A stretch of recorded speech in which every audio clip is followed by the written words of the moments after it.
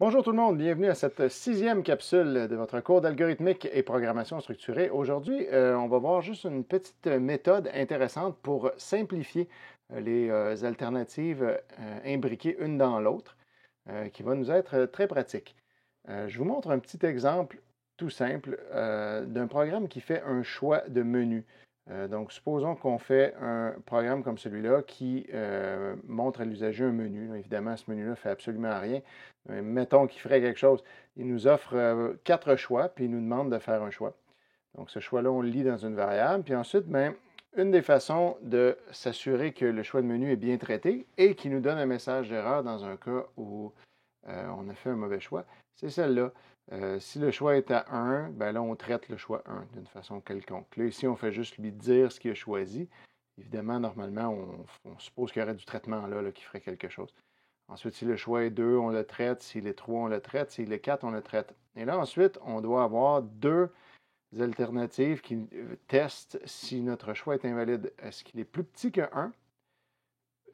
Si c'est le cas, on écrit choix invalide. Puis un autre qui vérifie est-ce qu'il est plus grand que 4. Donc les deux possibilités d'erreur, c'est soit un nombre négatif ou un 0, ou sinon un nombre comme 5 ou plus. Donc ça ici, ce que vous avez, c'est des alternatives empilées.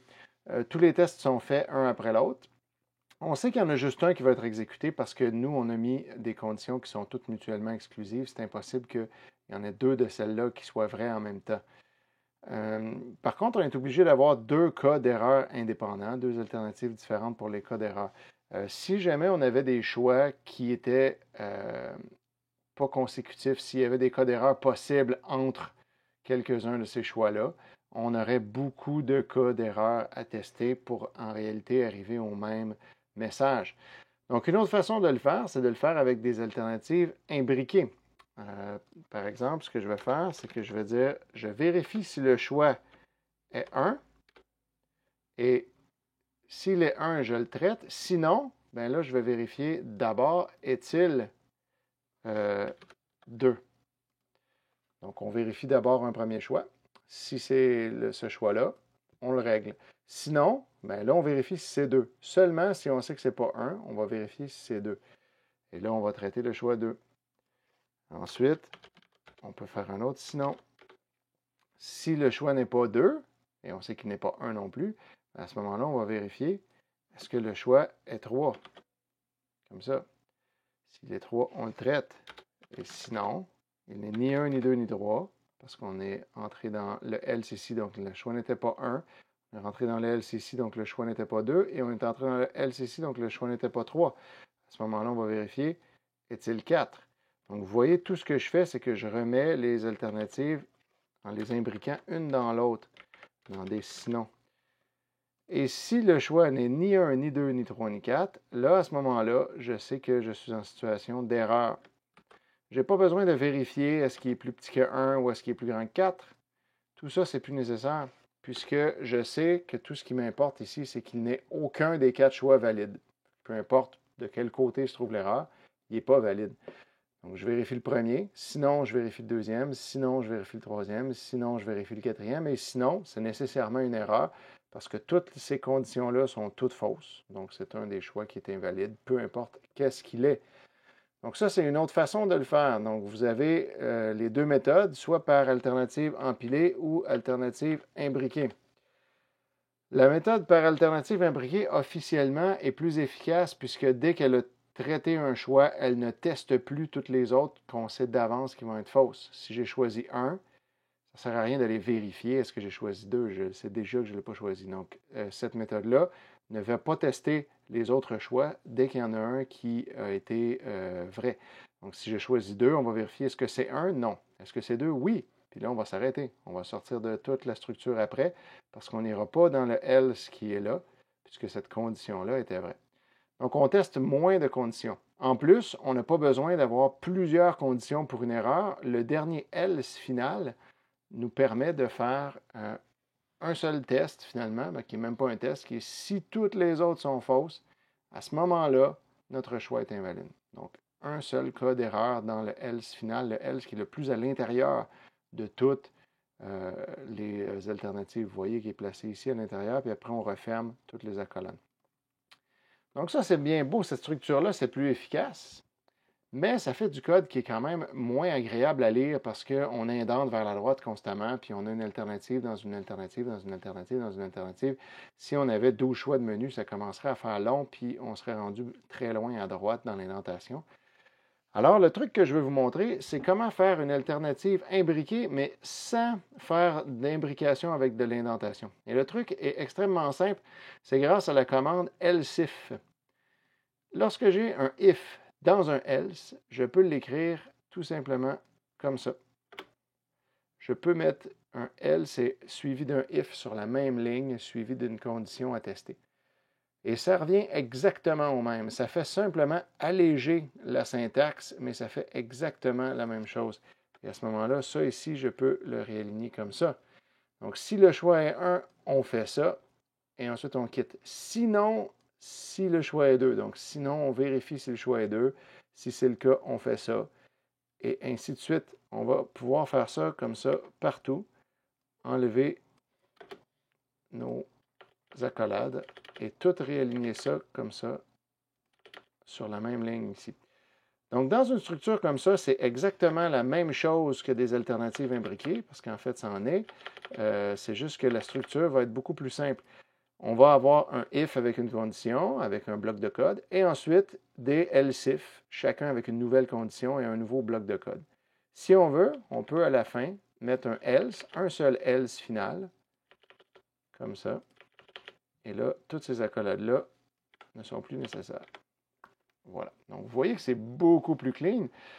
Ça allie les avantages de l'alternative imbriquée dans ce sens que dès qu'on a un test qui est vrai, on va exécuter son bloc de code et on va sauter par-dessus tout le reste de la structure. On ne testera pas les autres choix parce que ces choix-là sont testés uniquement sinon. Donc, si le choix précédent était faux.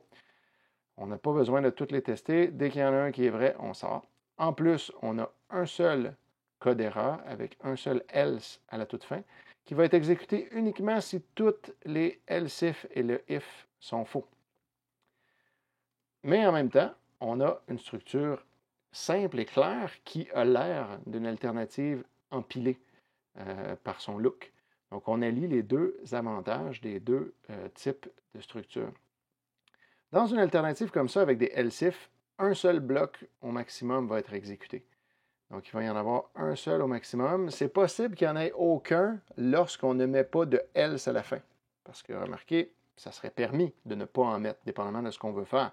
On pourrait dire, je ne mets pas de else à la fin, c'est soit un de ces choix-là, puis si c'est aucun, ben tant pis, on fait juste rien, puis on continue comme si de rien n'était. Si j'ajoute un else à la fin, je dois en ajouter un seul, et son bloc de code va être exécuté uniquement si toutes les conditions au-dessus sont toutes fausses. À ce moment-là, on va exécuter le else, et à ce moment-là, dans cette structure-là, on est garanti qu'il y a un et un seul bloc de code qui va être exécuté. Soit lui, soit lui, soit lui, soit lui, et si tout le reste est faux, nécessairement lui alors. Donc, c'est juste une façon différente d'écrire l'alternative imbriquée qui est beaucoup plus claire et beaucoup plus simple. Je vous montre maintenant une deuxième façon de faire un peu un équivalent. Je vais commenter tout ça et on va faire grosso modo la même chose. Comment on fait ça? C'est avec la commande switch.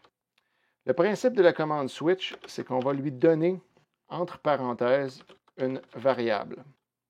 Simplement une variable. Donc, on lui dit ici switch choix. Donc, la variable qui est là doit être une variable entière. Donc, il faut que ce soit un int ou sinon un char, un short ou un long, là, quelque chose qui est un nombre entier, pas un float. Donc, on met ça comme ça. Et cette variable-là va être comparée à plusieurs valeurs à l'intérieur. Donc, on lui dit choisis un chemin selon ce qu'il y a à l'intérieur de la variable choix. Qu'est-ce qu'on va mettre à l'intérieur? On va mettre des cases. Case 1, 2 points. Donc, ce qu'on va faire, c'est qu'on va simplement lui dire quoi faire si la variable choix contient 1. Et on lui met ici une instruction. On peut en mettre plusieurs. On pourrait mettre autre chose. On met autant d'instructions qu'on en a besoin. Et on termine avec l'instruction break. Très important de ne pas oublier le break. Et ensuite, on énumère un deuxième cas. On va juste copier-coller ici là, pour simplifier. Comme ça, j'ai choisi 2. Et ensuite, On met autant de cases qu'on veut. Chacun des cases qui est là va servir à énumérer une valeur possible de la variable choix qu'on a mis entre les parenthèses au début. Comme ça. Puis, vous voyez, l'indentation se fait automatiquement pour nous à chaque fois qu'on écrit un case, il se met un petit peu plus en retrait vers la gauche. Donc ici, un case 4. Et finalement, si on veut, on n'est pas obligé, mais on peut mettre à la fin un cas par défaut. On va écrire default, en anglais, 2 points. Puis là, ben, on va mettre le message d'erreur dans mon cas ici. Voilà. Le default, ou en tout cas le dernier bloc de code, on n'a pas besoin de mettre le break. Ce qui va se passer ici, c'est exactement la même chose que ce qui se passe dans une structure if, else if, else if, else if, else. C'est la même affaire, c'est juste une syntaxe différente. Un switch, on lui donne une seule variable et lui, il va tester est-ce que la variable est égale à la valeur de ce cas-là. Si oui, il va exécuter ce qui est là. Et ensuite, au break, il va quitter la structure. Sinon, ben, il va la comparer avec la valeur suivante dans le deuxième cas. Est-ce qu'elle est égale à 2? Est-ce qu'elle est égale à 3? Est-ce qu'elle est égale à 4? S'il n'y en a aucun des cas qui s'applique, il va alors aller au cas default s'il est présent. On n'est pas obligé de mettre un default. Si on n'en met pas, c'est possible qu'il n'y ait rien qui soit exécuté parce qu'il n'y a aucune des 4 valeurs qui correspond. On peut mettre autant de cases qu'on veut et ils vont être exécutés, ils vont tous être testés dans l'ordre et un seul va être exécuté jusqu'au break. Donc ça va nous faire exactement la même chose. Si on le teste, bien, on a notre choix de menu ici. Si je mets le troisième choix, vous avez choisi 3 et c'est tout. Si je mets un choix invalide comme 0, écrit choix invalide. Donc ça fait la même chose, c'est juste une façon différente de le faire. Plutôt que d'utiliser des if, else if, on peut le faire avec un switch. Il ne faut pas oublier les breaks.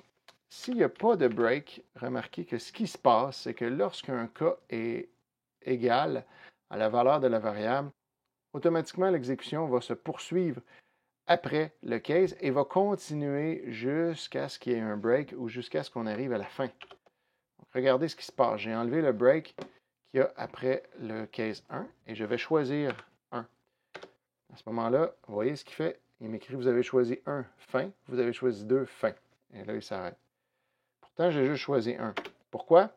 Parce que je lui dis ici, si c'est un jump ici, fais ça, et là, lui, il va continuer tant qu'il n'a pas vu un break ou tant qu'il n'a pas atteint la fin du switch. Donc, c'est pour ça que c'est très important de mettre les breaks. Si on les oublie, il va exécuter tout ce qui se trouve après. Donc, il va faire le premier cas et tout ce qu'il y a après. Remarquez que ça pourrait être quelque chose qu'on veut.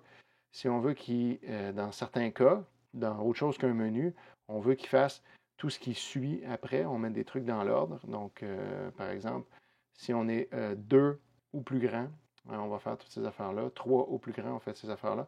Donc, on pourrait vouloir ne pas mettre de break, mais bien souvent, on va en vouloir. On peut en mettre un au dernier, mais il est inutile parce que si on arrive au dernier break, ça veut juste dire break sort de la structure. Si on n'en met pas, ben, il sort de la structure de toute façon parce qu'il est arrivé au bout, donc ce n'est pas nécessaire. Donc voilà, ces deux façons-là sont équivalentes, ces deux façons de faire des alternatives imbriquées, mais avec une syntaxe allégée, un peu plus simple. Le switch n'est pas nécessairement plus clair que les if, else if. C'est souvent juste une question de préférence, vous pouvez utiliser un ou l'autre. L'avantage du if, c'est qu'on peut mettre des conditions peut-être différentes que de tester l'égalité. On peut tester si c'est plus grand que quelque chose, plus petit que quelque chose, différent de. Donc, il nous offre plus de versatilité. Mais dans un cas où on veut juste vérifier est-ce que c'est égal à ça, ça, ça ou ça, le switch peut faire la même chose aussi. Donc voilà, un petit truc du pro pour vous autres.